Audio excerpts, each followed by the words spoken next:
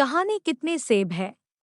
जब सामने वाले का जवाब हमारे अनुकूल नहीं होता है, तब हम उनके जवाब देने के पीछे का लॉजिक क्या है ये बिना जाने ही उस पर क्रोधित हो जाते हैं और उसे भला बुरा बोलने लगते हैं। ये कहानी कितने सेब है में भी कुछ ऐसा ही होता है।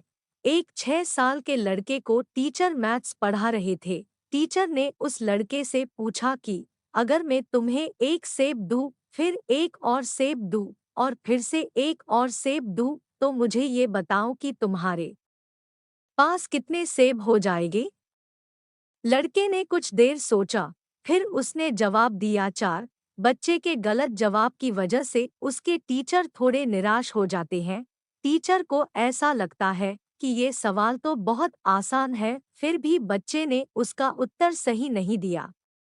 लगता है बच्चे ने सही से सवाल सुना नहीं होगा। टीचर ने बच्चे को फिर से वही सवाल पूछा, बेटा ध्यान से सुनो, मैं तुम्हें एक सेब दूं, फिर एक और सेब दूं और फिर से एक और सेब दूं, तो तुम्हारे पास अब कितने सेब होंगे। वो 6 साल का लड़का टीचर का चेहरा देखकर समझ गया था कि टीचर उसके जवाब से खुश नहीं है। वो अपनी उंगलियों से गिनने लगा और ऐसा सोच रहा था कि मैं ऐसा क्या उत्तर बताऊं जिससे टीचर खुश हो जाए। उस बच्चे के दिमाग में ये नहीं था कि उसका जवाब सही हो, बल्कि ये था कि मेरे टीचर मेरे जवाब से खुश हो जाए। बहुत सोचने के बाद लड़का बोला 4। बच्चे का जवाब सुनकर टीचर फिर से नाराज हो जाते हैं। टीचर को अब याद आता है कि बच्चे को संतरे ज्यादा पसंद है।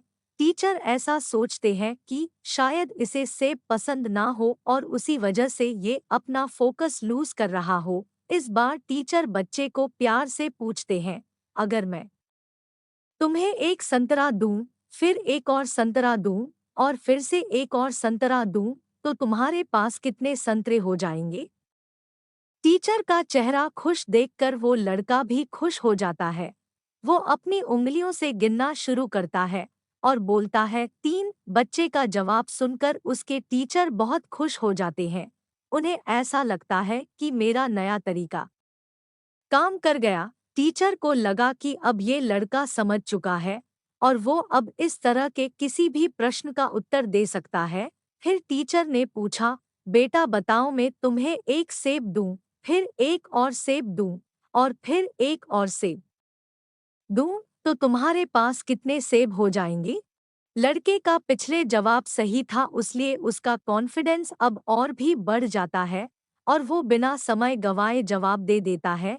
4। टीचर अब बहुत ज्यादा क्रोधित हो जाते हैं और उस बच्चे से कहते हैं कि तुम्हारे पास दिमाग है कि नहीं, मुझे समझाओ कि 4 सेब कैसे हो जाएंगे। टीचर का ये क्रोधित रूप देखकर बच्चा डर जाता है और रोते हुए बोलता है, क्योंकि मेरे पास बैग में पहले से ही एक सेब है। हम भी कई बार इस टीचर की तरह सामने वाले का जवाब सुनकर अपना रिएक्शन दे देते हैं और फिर बाद में अपने किए पर पछताते हैं। कई बार सामने वाले का जवाब हमारे हिसाब के मुताबिक नहीं होता है, तब हमें अपना रिएक्शन देने की बजाय उसे पूछा लेना चाहिए कि उसके जवाब देने के पीछे उसका क्या लॉजिक है। कहानी अच्छी लगी तो वीडियो को लाइक, शेयर और चैनल को सब्सक्राइब करें।